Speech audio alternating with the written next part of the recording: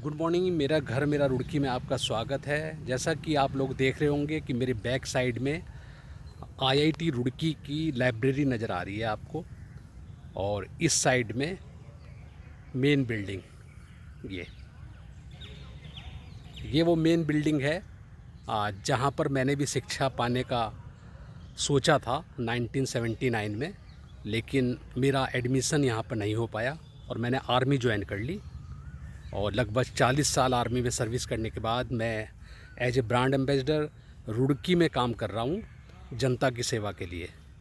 दोस्तों, जैसा कि आपको मालूम है कि चीन ने जो हरकत करी है, और काफ़ी दिनों से वो ट्रायल भी कर रहा था, क्योंकि ये परमाणु बम वगैरह सब हथियार जो है, इसमें काफ़ी टाइम काफ़ी पैसा खर्च होता है। लेकिन जो उसने परमाणु बम बायो बनाया है, मतलब बायो मतलब रासायनिक, उससे आप उसका असर देख ही रहे होंगे कोरोना के रूप में किस तरह फैल रहा है। वो अपराधी, उसे हमने पहले ही ये शक जाहिर कर दिया था मैंने अपनी फेसबुक पे कि ये बायो अणुबम है जिसका प्रयोग बहुत गलत है। तो ये तो बाद की बात है कि चीन को इसकी सज़ा मिलेगी, उसे उन 7 देशों से निकाल दिया जाएगा, या क्या क्या अमेरिका उसके पीछे पड़ा हुआ है। लेकिन यहाँ पर सुंदर सुंदर गुलाब लगे हुए हैं चारों तरफ मेरे, देखिए आप, मैं घूम के दिखा रहा हूँ। इसे रोज़ गार्डन बोलते हैं। बहुत ही सुंदर नज़ारा है ये। मैं अपने मुस्लिम भाइयों के ये रिक्वेस्ट करूँगा यहाँ पर गुलाब की खुशबुओं के साथ कि हम लोग, मैं पिछले 17 सालों से, जब से मैंने आर्मी छोड़ी है, मैं उनके बच्चों के लिए काम कर रहा हूँ, अच्छी शिक्षा देने के लिए, क्योंकि शिक्षा की कमी तो मुस्लिम समाज में है, जिसका उदाहरण हम देख रहे हैं। डॉक्टर आपके पास आ रहे हैं आपके इलाज के लिए, आपकी जान बचाने के लिए, आप उन्हें पत्थर मार रहे हैं। यदि आप शिक्षित होते तो नहीं मारते। जो लोग शिक्षित हैं मुस्लिम समाज में, नहीं मार रहे हैं। आपको 17 साल से लगा हुआ हूँ मैं शिक्षा देने में। आपको तो मैं क्या दूंगा, आपके बच्चों को दे रहा हूँ। लेकिन आपने ये क्या मतलब जाहिलपना कर रखा है कि आप अपने ही समाज को तोड़ रहे हो। आज कोई फलों में थूक लगा रहा है, कोई नोटों में थूक लगा रहा है, कोई चम्मचों में थूक लगा रहा है। सर, किस लिए? आप ये सोचिए कि कोरोना जब मैं आपको सबसे पहले तो एक सुंदर फूल के दर्शन कराता हूँ, वाइट रंग के। ये देखिए कितने कितने सुंदर फूल हैं ये। मैं आपसे ये कहना चाह रहा हूँ कि कोरोना जब ख़त्म हो जाएगा, उसके बाद क्या हिंदू लोग जिन पे तुम इतना जुल्म ढा रहे हो, क्या वो तुम्हारे फ्रूट खरीदेंगे? मुझे तो नहीं लगता वो खरीदेंगे, क्योंकि मैं फेसबुक पर देख रहा हूँ कि आज भी लोग नफ़रत से भरते जा रहे हैं। आप लोग नफ़रत भर रहे हो उनके दिलो दिमाग में, आपका बिजनेस सारा चौपट हो जाएगा। कितने आदमी आप अशिक्षित होने की वजह से छोटे काम कर रहे हैं, फ्रूट बेचना, फल बेचना, सब्जी बेचना, मकान बनाना, बिजली का काम करना। तो हिंदू भाई तो फिर हिंदू से करवाने लगेगा, क्योंकि मैं फेसबुक पर देखकर ये बात कह रहा हूँ कि मैंने देखा है कि लोगों ने पोस्टर लगाने शुरू कर दिया अब अपनी सब्जियों की ठेलियों पे कि मेरा नाम रवि प्रकाश है और मैं हिंदू हूँ, तो हिंदू भाई जो है वहीं से सब्जी ले रहा है। तो मेरा कहने का मतलब ये है कि इतने सुंदर सुंदर फूल, ये कभी नहीं कहते आपसे कि किसी में भेदभाव है, किसी भी धर्म में। और आप भी कितनी अच्छी तरह जी रहे थे, लेकिन आप ऐसा क्यों कर रहे हो? अपने ही पैर में कुल्हाड़ी मार रहे हो, अपने ही रोजगार को इस तरह नाश कर रहे हो। अब उसका असर क्या पड़ेगा जब फ्रूट में लोग देखेंगे कि थूक लगा रहे हैं ये। वो तो बहानेबाजी है। खैर, वो बूढ़ा पकड़ा गया है पुलिस में कि जी वो 10 साल से उसका मेंटली डिस्टर्ब था, तो क्या थूक लगाने के लिए था वो डिस्टर्ब? तो वो तो सब बहानेबाजी है सर।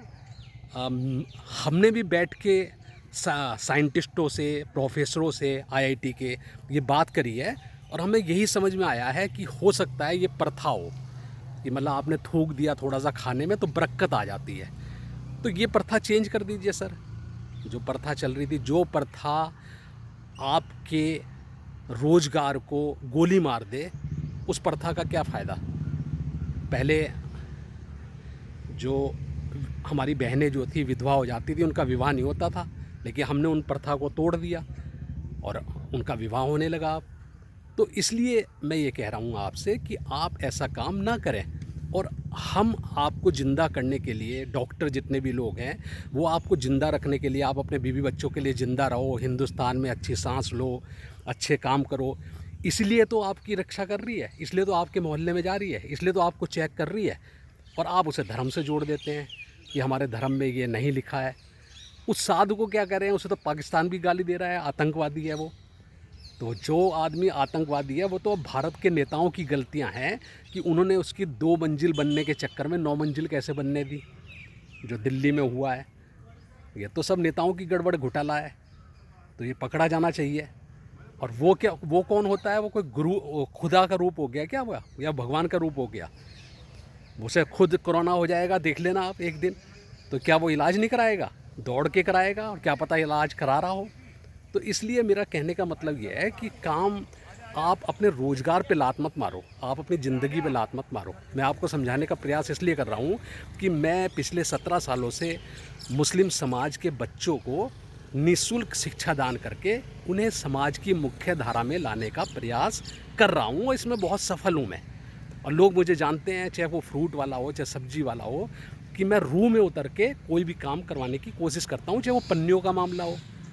तो इसलिए मेरी ये रिक्वेस्ट थी, मेरी ये सोच थी कि मैं आपसे बात करूं एक बार, और आपको ये रिक्वेस्ट करूं कि ईश्वर के नाम पे, क्योंकि मैं तो एक बार ऊपर जा भी चुका हूं, लेकिन मुझे इसलिए भेज दिया गया कि वहाँ पर बुलावा आया था यमराज के हाथों, बुलावा आया था YK चौधरी जी का, जिनका नाम था याकूब खान चौधरी, और ले गए मुझे यतेंद्र कुमार चौधरी को। तो वहाँ मैंने देखा था कि अल्लाह और ईश्वर एक ही थाली में बैठे खाना खा रहे। तो मैंने उनसे पूछ लिया, मैंने कहा सर ये क्या हो रहा है, नीचे तो बहुत गड़बड़ घोटाला है। कह रहे नीचे वाले तो फुद्दू हैं, मैंने तो सबको 2 हाथ, 2 आँख, 2 पैर, हर चीज़ एक सी बना के दी है, यहाँ तक कि खून का रंग भी एक सा दिया है। अब वो धर्मों के चक्कर में पड़ के यदि आपस में मर मिट रहे हैं, तो इसमें मैं क्या कर सकता हूँ? हम तो यहाँ दोस्त की तरह हैं, देखिए एक थाली में खा रहे हैं, कोई झूठा जाटा नहीं। तो मैं आपको ये समझाना चाहता हूँ दोस्तों कि युद्ध में जब गोली लगती है ना, तो ऊपर भी जाते हैं। ये तो अच्छा हुआ कि मुझे 5 मिनट में ही भेज दिया, नहीं तो मुझे जला दिया जाता, और उससे पहले मैं ज़िंदा हो गया। तो आज आपकी सेवा में उतरा हुआ हूँ। ये मेरा जीवन जो है ये आपको समर्पित है, सारे मुस्लिम समाज को समर्पित है। मेरी अंतिम इच्छा, मैंने अपना शरीर तक दान कर दिया है पूरा, ये शायद आप लोगों को नहीं मालूम होगा। रक्तदान का रिकॉर्ड तोड़ चुका हूँ मैं। तो मैं सिर्फ ये कहना चाह रहा हूँ कि नेकी कर, बस अच्छे काम करो, वही याद रह जाते हैं। वरना सिकंदर तक खाली हाथ गया था, ऐसे हो गया था खाली हाथ उसका। जब आदमी पैदा होता है तभी मुट्ठी बंद करके पैदा होता है, लेकिन जब जाता है तो ऐसे हाथ खाली कर देता है। तो इसलिए अभी भी समझ जाओ आप लोग, नहीं तो समझाने का दूसरा तरीका भी है, इस पर वो दूसरा तरीका ना अपनाया जाए वो ज़्यादा बेस्ट है। इसलिए मैं आज स्पेशल तौर पे ये वीडियो जो है एक ऐसी जगह बनाने आया हूँ जहाँ फूल ही फूल हैं। ये देखिए, आपको सिर्फ फूल ही फूल मिलेंगे, हर कलर के मिलेंगे, हर नज़ारों के मिलेंगे, चाहे लाल हो चाहे गुलाबी हो। ये फूल ये कह रहे हैं कि हम सभी धर्म जो हैं वो इसी तरह लाल पीले गुलदस्ते के फूल हैं, तरह तरह के फूल हैं। वो गुलदस्ता मुस्लिम, हिंदू, क्रिश्चियन, पंजाबी, इनके बिना नहीं बन सकता, अधूरा रहेगा। हिंदुस्तान एक गुलदस्ता है जिसके अंदर ये सारे फूल जितने भी कलर के हैं ये सब यहाँ पर मौजूद हैं। और आप लोग वो कलर हैं, मुस्लिम है तो लाल रंग का है, यदि हिंदू पंजाबी है तो वाइट रंग का है, यदि सिख है तो इस रंग का है। तो ये फूल इतने सुंदर सुंदर खिलके ही गुलदस्ता बनता है, और गुलदस्ता ही बन के रहिए। वरना प्रधानमंत्री जी ईश्वर का रूप हैं। जैसे पांडवों के पास कृष्ण जी थे अकेले, और उन्होंने कौरव को हरा के दिखा दिया था, उसी तरह हमारे मोदी दादाजी भी हैं। पहले सीधी उंगली, और उसके बाद जब ये टेढ़ी होगी ना तो सारे सीधे हो जाएंगे। इसलिए आपसे फिर एक बार रिक्वेस्ट करता हूँ इस वीडियो के ज़रिए कि आप कृपया करके अपना इलाज कराइए, हंगामा मत करिए इस तरह। कुछ दिन पूजा जो है अपने घरों में कर लीजिए, अकेले कर लीजिए, वरना इसका इल्ज़ाम बहुत बुरा हो सकता है आपके बच्चों के। जब आप ज़िंदा ही नहीं रहेंगे तो फिर कहाँ से कुरान पढ़ेंगे, कहाँ से पूजा करेंगे। तो इसलिए बाद में आप पढ़ना, 20-20 बार पढ़ना दिन में, कोई मना कोई कर रहा है। तो थैंक यू वेरी मच। मैं ब्रांड एम्बेसडर वाई.के. चौधरी, स्वच्छ भारत मिशन रुड़की, इसी तरह आपको समझाता रहूँगा और प्रयास करता रहूँगा। थैंक यू दोस्तों।